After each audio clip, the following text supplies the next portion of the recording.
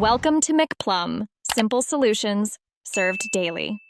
You'll begin by connecting your scanner or fax modem and ensuring drivers are installed.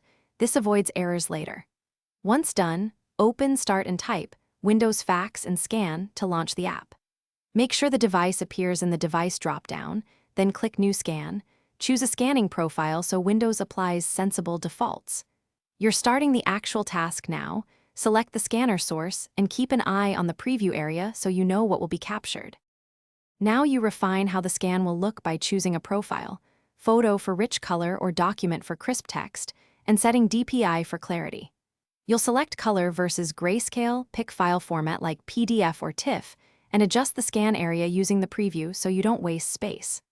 Once satisfied, click Scan, monitor progress, and inspect the result in the app.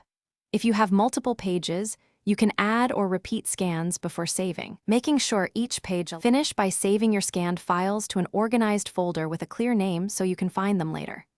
If you need to fax, switch to Fax View, create a new fax message, attach the saved document, enter the recipient number, and send. Your modem will handle transmission. If something goes wrong, update device drivers and make sure the Windows Fax service and modem connection are active. Checking these 3 items solves most failures, so try them before calling for more help.